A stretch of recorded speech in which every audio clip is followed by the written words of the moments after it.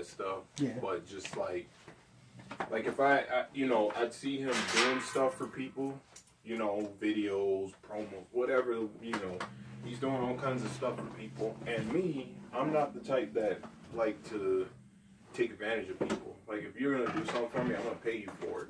Okay. And I'd offer to pay this dude, and this motherfucker would bullshit me and give me, you know what I'm saying, give me a runaround and stuff. Yeah. Or like when I did pay him, because when I was, you know, I would be running shows, I'd pay him to do flyers. Right. And he'd be like, all right, yeah. He charged me like $25-$30 to do a flyer. And then when you look at the flyers that he made for me compared to the ones that he made for Nav or for Hollywood or whatever, you know what I'm saying? Like, he's doing all these other flyers. That guy he was giving me Hollywood Yates. Yeah. Yeah, he's helping doing IZW stuff. Right. But what I meant was like a championship wrestling from Hollywood. Okay. Championship wrestling from Arizona. AWF. Like the quality of work was like night and day. You know what I'm saying? This is gonna end up part shooting review because I'm about to talk some shit on somebody. Yeah. Fucking Toomey. I cannot believe Toomey got into wrestling. Let me tell you a story. I went and worked Roman down in Yuma. I drove all the way up to fucking Yuma to work Roman, fucking $50. Toomey was his manager. When I suggested that we like what his part be in the show, he immediately rejected it. Like what? Like, no, I can't do it. I'm trying to get over here. Oh, and I'm like, I was like, Duck, so you're telling me you're still a mark? and he just walked away. I'm like, don't fucking walk away from me, bro. God. What the fuck? Right. And Roman's like, come here. Don't worry about it. Don't worry. We'll have the shade interfere. Let him and Mike play around. I had Will Banks with me. Will Banks turned out to be a fucking weirdo, dude. Yeah. He hit on my sister and my girlfriend when I was out of town. Oh, wow. Yeah. Fucked up. Weird. Yeah. See, I'm going to say that part of the thing. They didn't hear what you were talking about at first, so it doesn't fucking matter. I know, I'm a fucking dickhead. Oh, man. What do you want? Alrighty. Fine. How'd you like the format? Did you like the format? Yeah, I've gone over it a couple times. Alright, because I'm probably going to throw some questions in there, too. Okay. I just do that shit once in a while. No, not anything fucking personal or so. I did want to ask you about, is it your brother or your uncle that was in the accident? My cousin. Your cousin? Chris. Okay. That's the benefit show was for, right? Yep. Okay. I'm going to bring that up too eventually. Because that's like fucking awesome that you did that, man. Yeah. And the starting of your own company. That's like, you definitely want to talk about that too. Oh, yeah. Let's do it. Alright. Let's get our shit in, dog. There you go. In the character, I'm always ready to go. I'm always in character. Oh my God, my son has one of these. This dude is like obsessed, man. He needs stuff like this though, cause he's like his Uncle Petey, man. He's got like ADHD, man. He is so just all over the place. Like, I try to get him to focus, especially like when he's getting in trouble and I'm like trying to talk to him. I'm like, Kai, listen to me, and he's like, he'll be like trying to put his knees on me and stuff. I'm like, dude, calm the fuck down, man. I don't cuss at him, but right. But damn, sometimes that's funny. You stress me the fuck out, man. Look at my hairline. You gotta help me with the post-production too. You just pick out some stuff for me, like anything that you like off of YouTube or some songs, something I can put on the podcast for extra. Just depends on how long. I always put something extra, no matter how long I go. All right, buddy. You ready to do this? I'm ready, dog. All right, 5, 4, 3, 2, and welcome back, everyone, to the One Stone Dude podcast. This is your host, Ryan Castle. In the studio with me today is my good friend for a really long time now, Mr. Jay, the feature presentation Garland. Jay, how are you today, sir? I'm doing good, brother. Doing good. Happy to be here, so thanks for having me. You're welcome. Thank you for being here. Hopefully this recording works out and we can set it on YouTube. You guys actually get to see what goes on behind just the podcast. So hopefully this will be my first one. Anyway, let's go to part one. Let's talk about wrestling right off the bat. where were you trained and by who? Okay. So originally I started back in November of 2001 with the legendary Dory Funk Jr. Oh, wow. Made several trips back and forth from AZ to Florida while I was in the initial parts of my training. It was good. Only problem was it was super expensive, man. It was so expensive. So it's like I'd come home and literally just work jobs to save up to go to Dory's, and I was upwards of $1,000 just for the training for that week. Plus, you got to think of your travel and your lodging and all that so stuff. You spent like $2,000 in a week. Easily, man. Holy shit! It was pretty what were you rough. doing to make $2,000 a week? Just working side jobs. Thankfully, at the time, no. That No. makes me. No, I mean, at the time, you know, I'm 18, 19, 20. I was still living at home, so my mom gave me the support by letting me focus on my wrestling. You know, she's like, don't worry about rent or anything like that. So, Oh, you know, shit, that's cool. It was alright. It's alright. We got into a little pickle though, because I wasn't pulling my weight like I should have. I was a young kid though. I didn't know any better. So. Sorry, I had to be in the Marine Corps in order for my life to sort of get together when I was in my 20s. Right. Because I would have never done it on my own. I would have been living with somebody's family. Right. Who was your favorite wrestler growing up? Man, there's a difference. That's why I say that. Yeah. All right. So I mean, I'm gonna say when I was younger, when I was a kid, like a young kid, man, I loved watching Savage, Snuka, and it's funny. Like I think it's hilarious now, but when I was a kid, my favorite tag team was the Bushwhackers. Oh, I think it's every kid's favorite tag team. Of course. Luke and Butch are awesome. Yeah, man. Dude. But if I had to pick an overall favorite from childhood,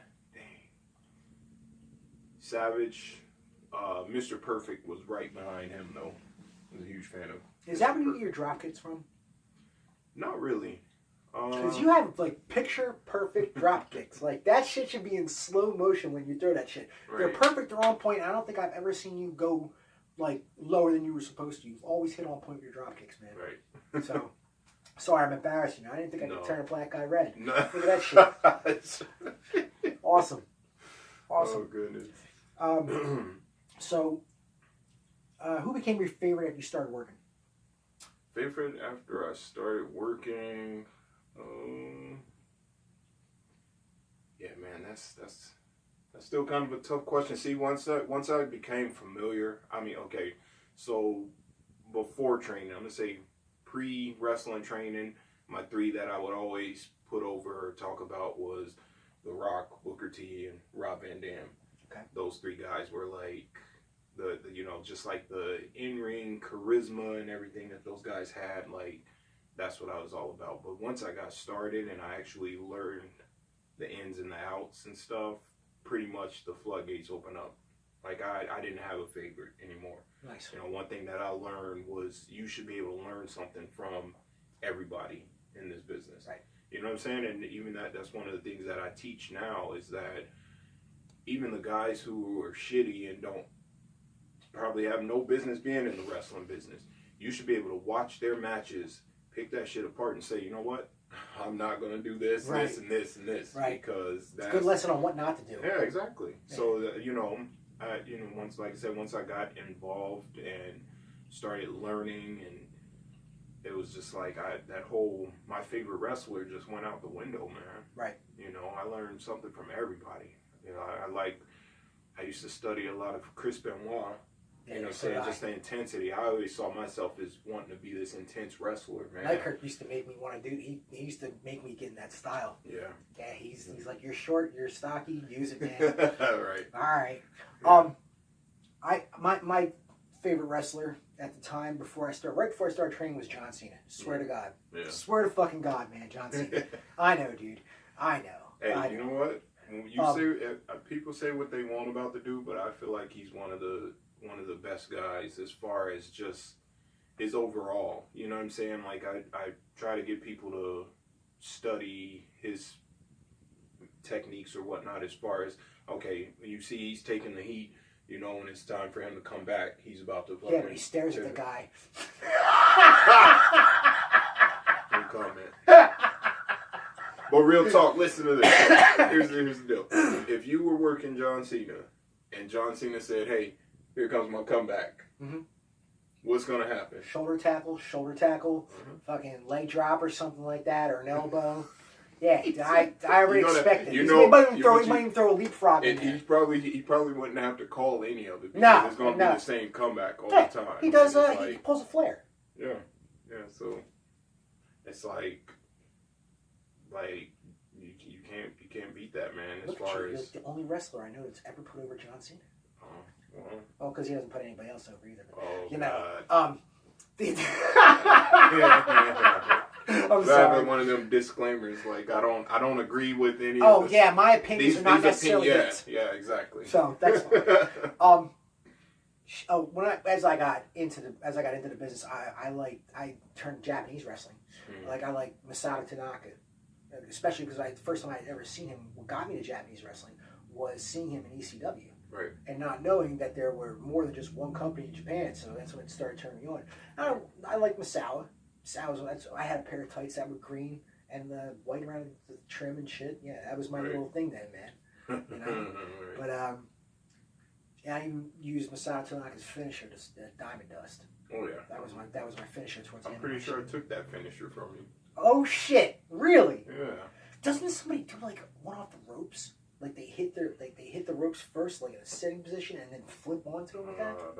If you're talking current wrestling, I don't keep up with anything. No shit. So, yeah, I haven't been able to watch it in so long. I haven't watched a WWE show in 4 months.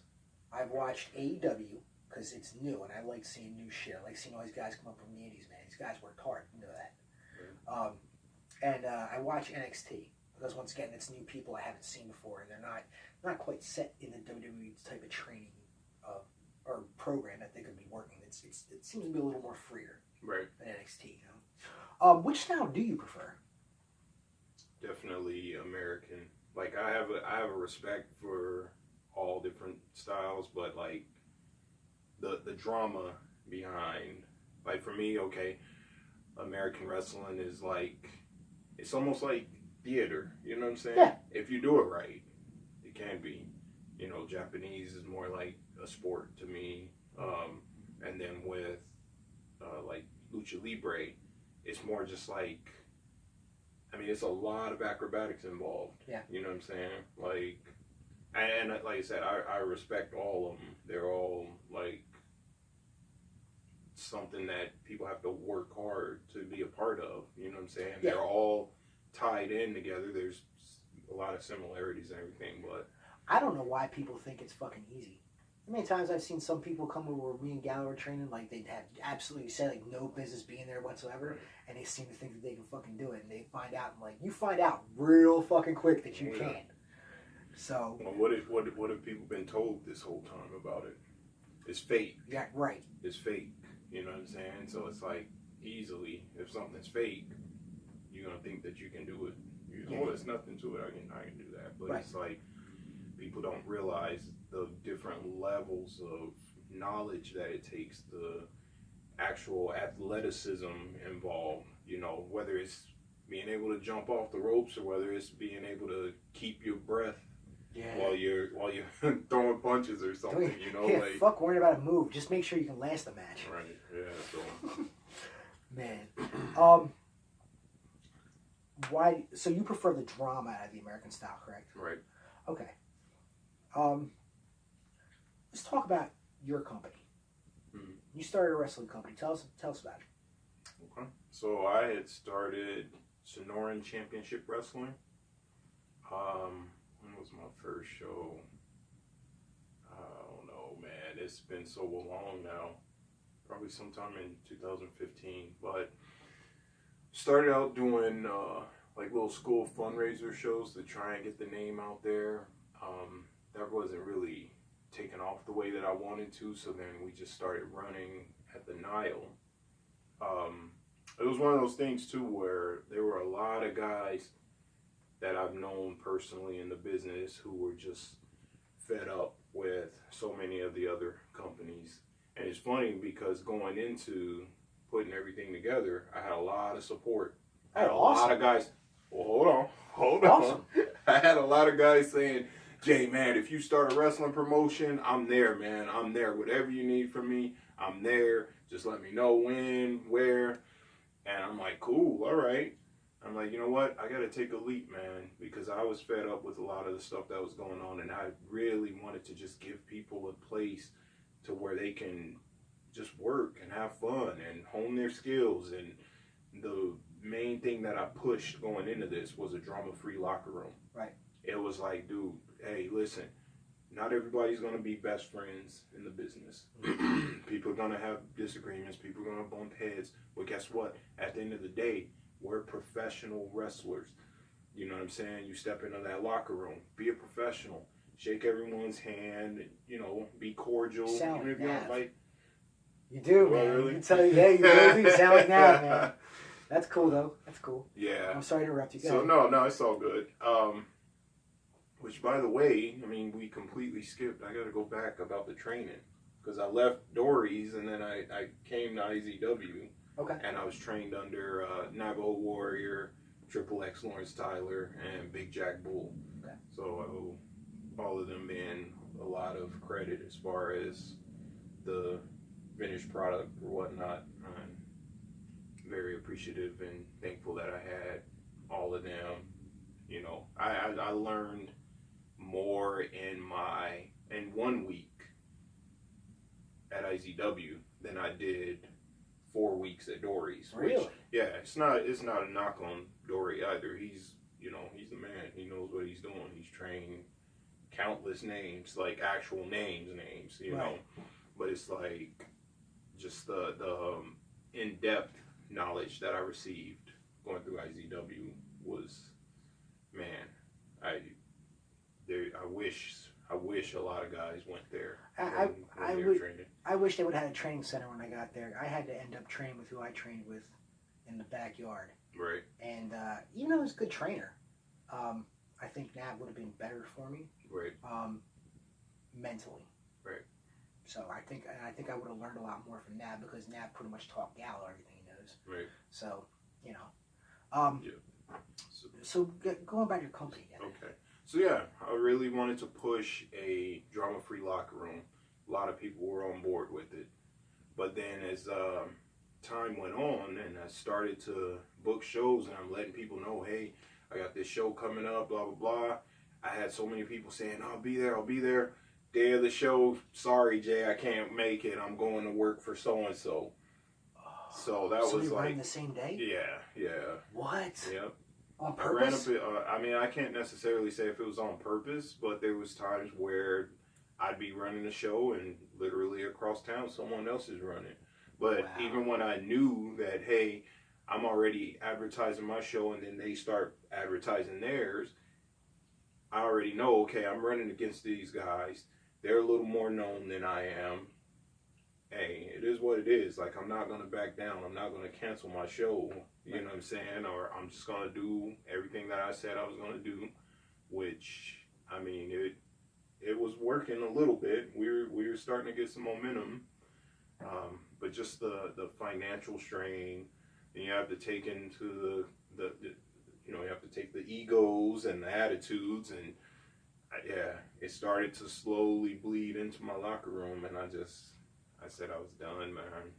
I was told you paid well. It paid well. I would say it's pretty much the Probably same more. as everyone else. I heard it was a little more. I mean, maybe. Who knows? I don't know what other guys are making, but with that being said, there were also people saying that I didn't pay people at all. So, really? Yeah. Oh, it's shitty. I didn't hear anything but good things, man. So, I mean, you had who you had at the last show, and it was everybody that I knew. I think there was only one person that I didn't know at that entire show. Everybody else there I've been on shows with, and everybody was cool as shit. It seemed like they're having a good time. Right. So, and that show was the benefit for your cousin, right? Yeah. Are you going to explain what happened to your cousin? So, yeah, my cousin Chris, who I actually just came from visiting him a little bit ago. Oh, right. He was walking home one Sunday. It was probably about 2 years ago now, actually. I think the anniversary just came up several days back, but he's walking home from work, and a guy who was high on meth jumped a curb and ran him over. Damn. Yeah, he got hurt pretty bad, and ultimately he ended up having to have all 4 of his limbs amputated just to save his life. Wow. Holy shit. So yeah. All right, so that benefit show, was that a success? It was. Got everything paid off? It was, definitely. Well, I mean, not everything paid off as far as medical bills or whatnot, but, have some money set aside for him once his life is back on track, if he wants to move or whatever the case may be, have a nice chunk of change saved up for him. That was awesome of you, man. Yeah, he's doing pretty good. He's one of those ones that his spirit and just his attitude with all of this has been just amazing, man. Like, I couldn't do it. Yeah. I couldn't do it. Yeah, I thought about that too. What if that happened to me? Oh man. Yeah, I couldn't. A better person than me. Like, exactly. Like, it really makes you have a much greater appreciation for life and the little things that you take for granted. Like, I don't need someone else to wipe my ass, you know what I'm saying? Or I don't need someone to help me do my day-to-day things that I'm capable of doing by myself, and that's why I really, really, really admire my cousin. And we were already close before this, but this has brought us, like, even closer, I would say. That's awesome. Yeah. Wow. So. That's cool to have family like that, man. Damn. Let's get back to questions here. I gotta get back on track. So we covered that. What was your first match like, and who was it against? Well, my very first match, and this is another thing that I'm always talking about, is like you just don't know when your time is gonna come. But literally, my first week of training with Dory, we had a total of 4 training sessions on Tuesday and Wednesday, and then Thursday rolls around, and it was time for the show. What? Yep. I got thrown in my first week of training. God. First week of training, got thrown into a battle royal. It's probably, I want to say a 15, 16-man battle royal. I don't know.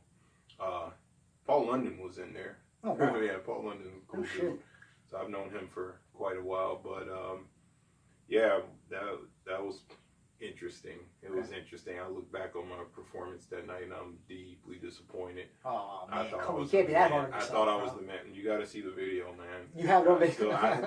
And then right after that, I had my first singles match against my boy Anthony, aka Tank Dog.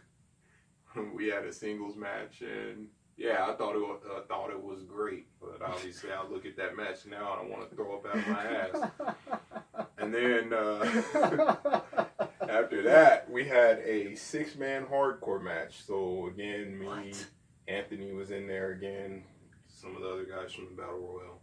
And I think that was our welcome to the business match or whatnot, because the champion at the time, a guy by the name of Adam Windsor, who was Dory's like golden boy or whatnot, comes out to the ring and just starts laying everybody out with weapons, Like shoot? Yeah, dude. Get the fuck out of here. Nah. He took a, like a walker that people use? Yeah. Old folks? Yeah.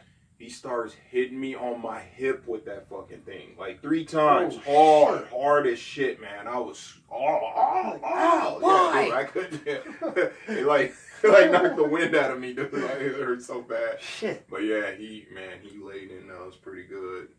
And I don't know, man. My boy Anthony, he maybe went to one more camp after that, and he was done. But some of them other guys, I didn't see them back ever again. So. Wow. Yeah. That sounds like a shitty experience, dude. I'm sorry. I'm all limping around, and we thought it was like still a really good experience because so Adam was getting looked at by WWF at the time. Oh wow. Yeah. So that Friday, Saturday, and Sunday we were like on the road going to like different parts of Florida.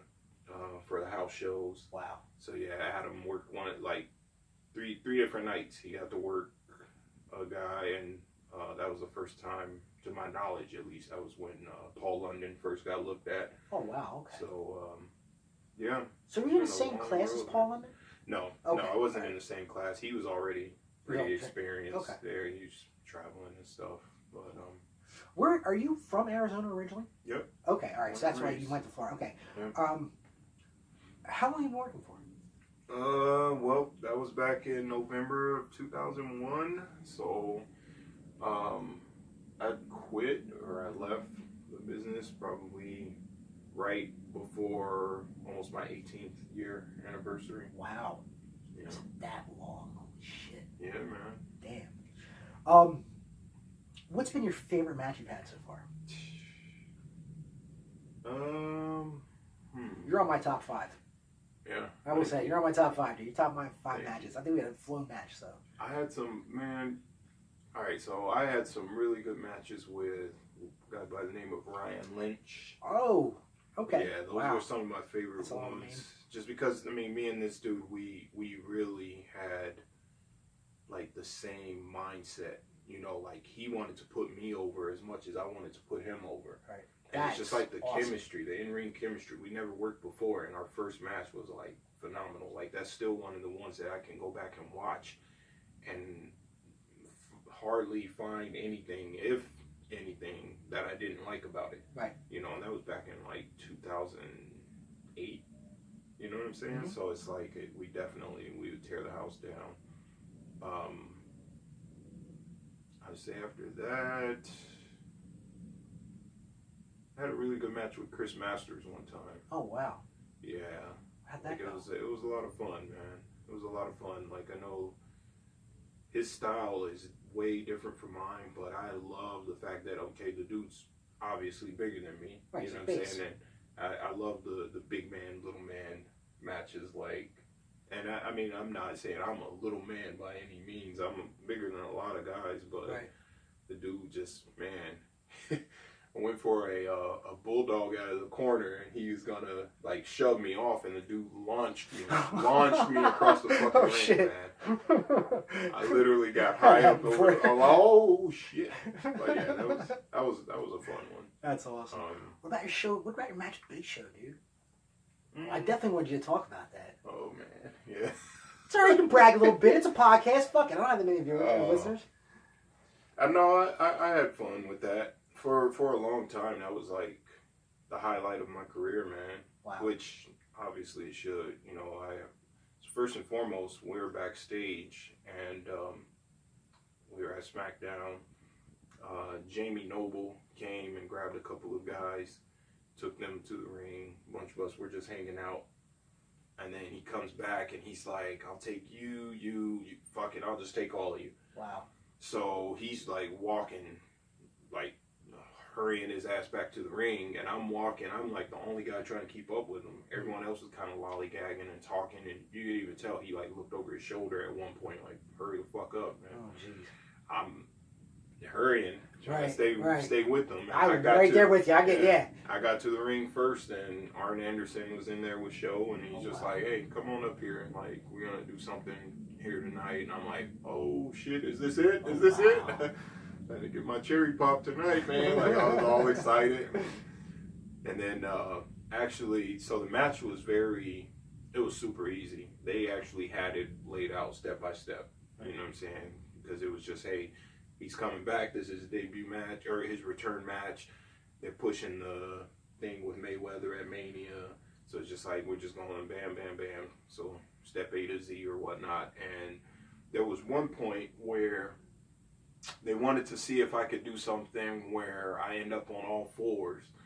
I was going to end up all fours, like center ring, and Show was going to come up and just kind of like punt me in the gut and have me fly across the room. Oh, it was nice. It was nice. Don't worry. He did it a couple times. Wow. Like, he gave me the kick, and I literally just threw myself from all fours to the ropes. And they were like, oh, yeah, that looks good. That looks good. Nice. And I'm like, oh, shit. Like, this is they're going to love this tonight. And that last second, they're like, no, we'll cut that part out. I'm like, oh, dude. man. So, yeah, it was one of those things where it's like, I was just a body. I didn't really get to showcase me or my ability, the stuff that I can do. So that part was kind of like, damn. But it was just one of them things where I'm like, all right, man, I'm already in their face, and I need to keep coming back and do whatever I got to do to ultimately get that job. But sorry if it's hot in here. Oh, my bad. Sorry if it's hot in here. oh no, you're good. Okay, cool. That I thought it was something else. I think I heard a different story from Gallo or something, but whatever. What's that? Oh no, he said you took a couple chops from Big Show. Oh, yeah, no. So yeah, he gave me like one where he pulled me into the ring. I was on the outside of the ring.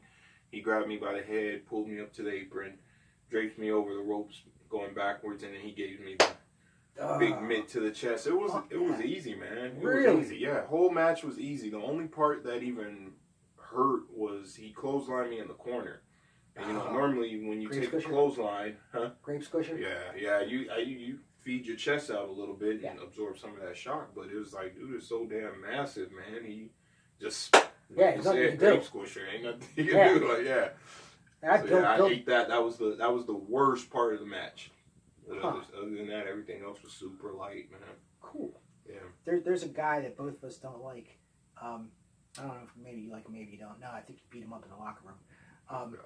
But he went down to Florida to go to the training center. Yeah. And Bill DeMont gave him grape squisher after grape squisher after grape squisher till he quit. Oh wow. Yeah. Yeah, see, I didn't hear that part. Yeah, and he got invited there too. I was like, yeah, fucker. I was like, why would you quit? I know, right? You fuck me up, do whatever you want to me. I'm not gonna quit. Right. Jesus Christ. Yeah.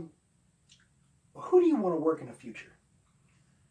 Well, at the moment, nobody. Here and there? You don't want to do little spot shows here and there? No, not really, man. I got a lot of people trying to ask me to come back and, oh, Jay, man, I got this idea if you were to come back. And I'm just like, I entertain the idea for a second, but then I'm like, dude, no. Like, I'm enjoying my time with just being at home with my kids and trying to do my little side hustles and whatnot. And I'm just living a normal, average life now. Like, I think you should run another show, man.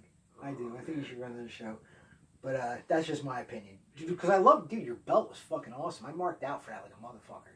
Oh, okay, you talking about the Sonoran Championship? Yeah. Dude, was it the Fighting Spirit Championship? Yeah. Dude, that belt was awesome. And you gave it to your cousin, didn't you? I have it at home. Okay. Like, he hasn't taken it yet. You know, he's got he's staying with my aunt right now. He's got his own room and stuff. I don't think he really has anywhere to keep it necessarily. So, all right. Maybe I'll get it in like a shadow box or something. Dude, and that would be awesome. Moves into his own place, we'll go ahead and put it up on Don't have that belt around me. I'll snatch that shit up. That belt was fucking sick. Yeah.